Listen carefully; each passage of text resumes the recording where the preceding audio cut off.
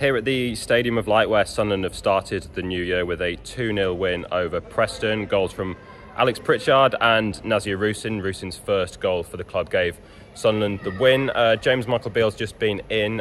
He said in the second half he didn't think his side were great and kind of mentioned the schedule, playing 4 games in 10 days, and that kind of told at the end. But great goal from Pritchard at the start, and Sunderland probably deserved winners in the end for that first half performance. Yeah, the first half was really good. Obviously, second half was a little bit flat. I thought Rusyn was really good starting up front. He worked really hard, deserved his goal. Was a striker in the right place at the right time. Fantastic run by Clark for that second goal. Pritchard brilliant as well for the first. And really, that second half performance by Sunderland, they didn't really have to do a lot, because Preston didn't really offer that much. So I've seen a few people saying, Sunderland should have really gone for the jugular. I think given how many games Sunderland have had, they were probably quite happy just to sit off and let that one play out, because, as I say, Preston weren't offering too much. I can't think of too many clear-cut chances. There was maybe a few half chances for Preston on half volleys and whatnot, but fairly comfortable. But as you mentioned, a really, really excellent second half with a few welcome boosts as well, I would say. Yeah, I think Pritchard got Sky's man of the match, didn't he? And he kind of started on the right-hand side. I thought he did well, kind of drifting in into the centre and kind of making runs outside on the right in the first half, and obviously a great goal. And he's a player now that Sunderland have a question to ask. Do they offer him a new contract? He's out of contract at the end of the season. Hasn't been getting regular starts this season, but when he has played in recent weeks, he's been making a significant impact. He always seems to make an impact, especially this season. He's done it for Sunderland over a number of campaigns now. Let's not forget that the plan was for Dak to come in and Pritchard to leave in the summer. That didn't happen. Pritchard stayed, thank God, because he's contributed a fair amount over this season. I would personally give him another year. I think he's a really, really good asset. You need him. You need players like that. You need experience. I mean, this is a player that I think he was bought once by Huddersfield for about 11-12 million quid. He's a quality operator, and you get quality around him, and he can really show his talent. He linked up well today, with Clark at times, Bellingham as well. You need quality footballers, and Alex Pritchard's certainly one of them. In 6 months left on his contract, he's performing well in front of the Sky's cameras, and he's getting Sunderland Echo's man of the match, Sky's man of the match. Everyone can see how good he is and his performances. So there's probably going to be interest. Can Sunderland persuade him to sign a new deal? Will they want to offer him a new deal? I don't know, but I think there'll be a lot of clubs looking at Alex Pritchard. And, Alex Pritchard doesn't owe Sunderland anything. He's been a great servant, helped the club get promoted. So if he wanted to go and sign for somewhere else and get a nice signing on bonus, then that would absolutely be his prerogative, because Sunderland haven't shown the loyalty towards him last summer. They've sort of let this contract situation develop. And Pritchard hasn't changed. He's still firing, he's still in form, still contributing. So fair play to him. Yeah, Tony Mowbray did say in the summer, didn't he, that he kind of expected Pritchard to leave. That obviously now could change with recent performances, but we talked about Rusyn as well. First goal for him.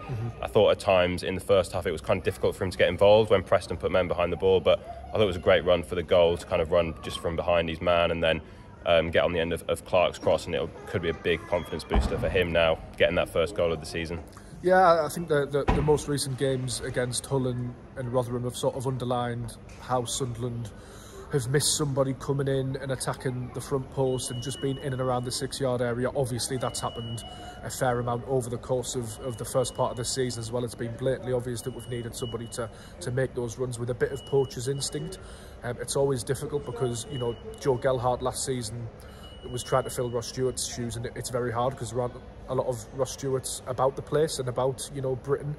But what Ross Stewart used to do was he used to put himself around, he used to make intelligent runs, he used to stretch defences, and he used to be Johnny on the spot in the right place at the right time. And we saw from Rusyn, although, is he ever going to be as prolific as Ross Stewart? Probably not. But is there a good striker? I think that, yes, I think there is, because you needed to be in the right position at the right time. Brilliant run by Clark, by the way, who made that goal. Just sensational. But, he scored, he got in the right position, it was a good finish. But I think further to that as well, which Michael Beale referenced, was he put himself about a bit. And Michael Beale's exact words in the press conference were, even if he doesn't score, at least he's given you something up front. And I think Sunderland have really, really, really missed that outlet, and I think it's contributed to Sunderland losing games as well, because you need to stretch defences at times, and you need to pin defences back. And I think Rusyn can do that. Obviously, Michael Beale mentioned his personal circumstances as well. I didn't realise that his family, he's married with a child. In Ukraine. Yeah, they're not actually in Britain at the moment. So, you know, we've all been questioning why Rusyn's not really bedded in, and we've paid money for this sort of 24, 25-year-old, and he hasn't hit the ground running. There's a lot of things to consider as well, and we should probably note that in our analysis going forward when criticising new players, because, you know, he's been in the door 6 months, big move to a new country. He's finally got that first goal, monkey off his back. Hopefully he kicks on now, because I like his work rate and I like his passion. You know, he was off celebrating with the Sunderland fans with the Ukraine flag at the end at the Roker end. Love to see stuff like that. So hopefully he can really get going now on the Sunderland shirt. It's also good to see Alese back today. He made his first start of the season, played just over an hour. I thought he looked pretty solid at left back, kind of grew into the game. Sunderland now have just under a week to prepare for a small matter of the Wear Tyne derby back here on Saturday, but they'll go into that game now with a few days now on the training pitch for be able to work with them after kind of this busy period. So what kind of shape do you think they're looking going into that game? I think it's really interesting. Obviously, there's a big question mark about Patrick Roberts, who they said they're going to send for a scan tomorrow. I don't think it looks good for the Newcastle game for him personally, but having Alese back potentially again for that game is very welcome.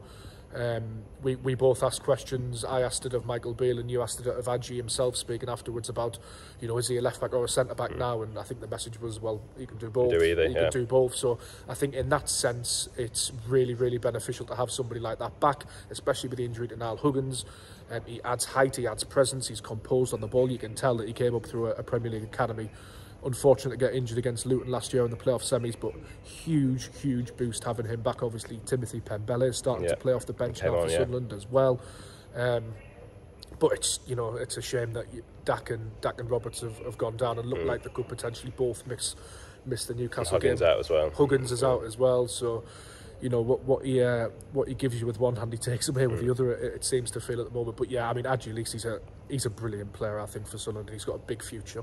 And you can read more about today's match over on the SFC section of the Sunderland Echo website, and we'll also have build-up throughout the week leading up to that huge Wear Tyne derby against Newcastle back here at the Stadium of Light.